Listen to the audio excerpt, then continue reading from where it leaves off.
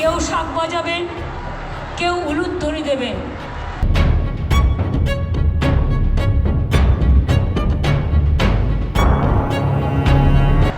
কেউ ধামসা বাজাবেন, কেউ মাদল বাজাবেন, কেউ উলুধ্বনি দেবেন, কেউ আজানের সুর বাজাবেন।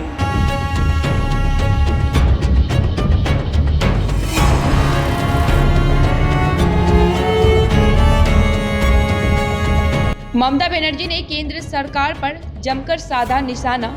सीएए और एनआरसी को बताया चुनावी हथकंडा। बोली, भारतीय जनता पार्टी का आदेश मानने को मजबूर नहीं।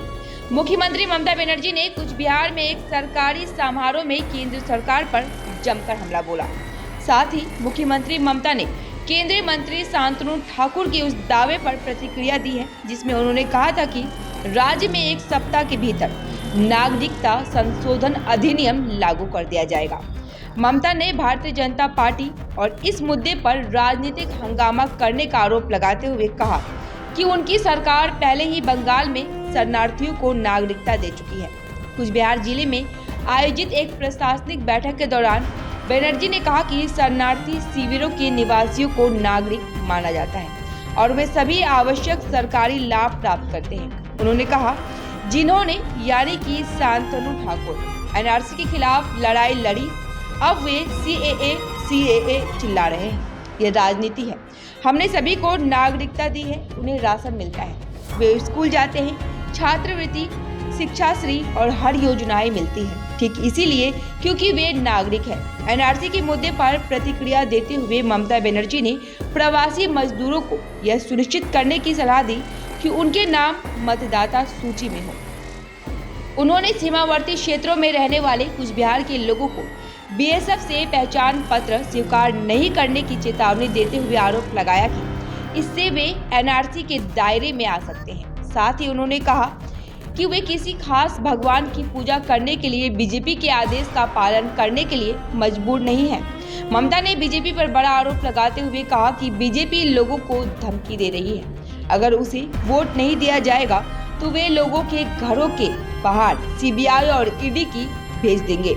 ममता बनर्जी ने कुछ बिहार में लोगों को संबोधित करते हुए कहा, बीजेपी लोगों को फोन पर धमकी दे रही है कि अगर उन्होंने उन्हें वोट नहीं दिया तो उनके घर ईडी और सीबीआई भेज दी जाएगी। ममता ने आगे कहा, वह किसी विशेष भगवान की पूजा करने के लिए बीजेपी के आदेश का पालन करने के लिए बाध्य नहीं है।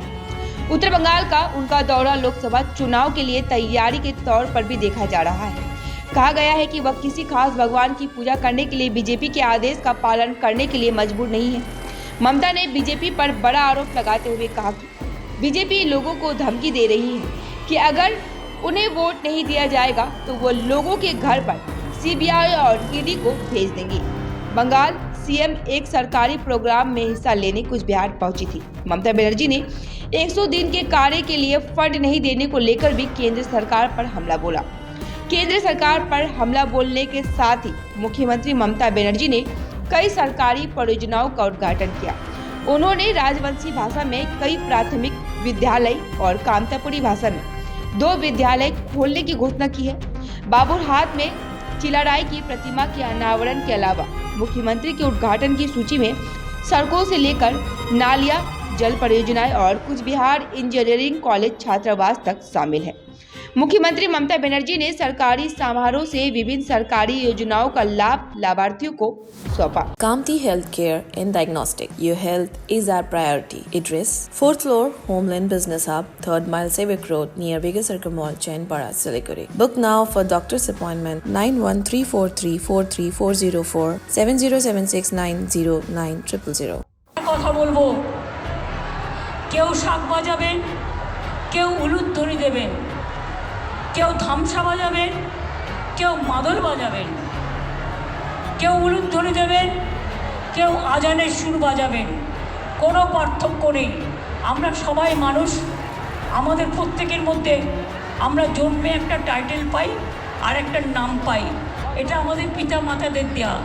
ওটা থাক, ওটা আমার আপনার থাক, কিন্তু যখন উৎসব হবে উৎসবটা সবার। মনে রাখবেন, সবাই যেন মন দিয়ে করি। আপনাদের সকলকে আগাম রমজান মাসের শুভেচ্ছা জানিয়ে যাচ্ছি। পৌষ মেলা, ঘিরে পিঠে পুলির মেলা, ভাদু প্রোগ্রাম থেকে শুরু করে তপশিলি বন্ধুদের প্রোগ্রাম থেকে, নৌসাদদের প্রোগ্রাম থেকে, আমাদের আদিবাসীদের প্রোগ্রাম থেকে, সব প্রোগ্রাম। আর এখনও যদি 1 তারিখের পরে দেখেন আপনার ব্যাংকে টাকা যাচ্ছে না, তাহলে আবার আপনার ওখানে ক্যাম্প চলবে, আবার করবেন, আমি দেব। শুনুন, 100 দিনের কাজ ওরা করেনি 2 বছর, টাকা দেয়নি 1 পয়সা। যারা কাজ করেনি তাদেরও দেয়নি, করেছে যারা। তা সত্ত্বেও 100 দিনের কাজ যখন করতো, গড়পড়তা 35-40 দিন হতো। আমি কিন্তু বাংলা রাজ্য সরকারের পক্ষ থেকে 40% আমি 100 দিনের কাজ গরিব লোকেদের দিয়ে করিয়েছি এবং তারা কিন্তু প্রতি মাসে মাইনে পায়। আমি 1 তারিখ পর্যন্ত অপেক্ষা করব। 7 দিন টাইম দিয়েছি, আমাদের টাকা ফিরিয়ে দাও, বাংলার আবাস যোজনার টাকা ফিরিয়ে দাও। মানুষ ঘর পাবে না আর তোমরা অট্টালিকায় থাকবে, এটা হবে না। রাস্তার টাকা দেবে না, 100 দিনের কাজের টাকা দেবে না। মনে রাখবে, আমি 100 দিনের টাকা যারা পাইনি তাদের নিয়ে একটা আলাদা মিটিং করব। আর 11 লক্ষ অলরেডি ক্লিয়ার করার পরেও গ্রামীণ আবাস যাদের দেওয়া হয়নি তাদের নিয়ে এখন একটা মিটিং করব, করে আমি তারপরে যা বলার বলবো। আশা রাখুন, ভরসা রাখুন, বিশ্বাস রাখুন, ওরা না করলে বয়েই গেল। আমি যতক্ষণ বেঁচে আছি, আমাদের তৃণমূল সরকার যতক্ষণ বেঁচে আছে, আমরা মানুষের পাশে ছিলাম, আছি, থাকবো। তাদের সকলকে আমার প্রণাম জানাচ্ছি। আমার ICDS আশা থেকে শুরু করে, সিভিক ভলেন্টিয়ার হোমগার্ড থেকে শুরু করে, গ্রিন পুলিশ থেকে শুরু করে, ICDS থেকে শুরু করে, ভলেন্টিয়ার যারা আছে বিভিন্ন জায়গায় তাদের থেকে শুরু করে, পঞ্চায়েতের কর্মীরাও আপনারা জানেন আপনাদের পেনশন করে দেওয়া হয়েছে এবং স্বাস্থ্যসাথী কার্ডে আপনাদেরও সংযুক্ত করা হয়েছে।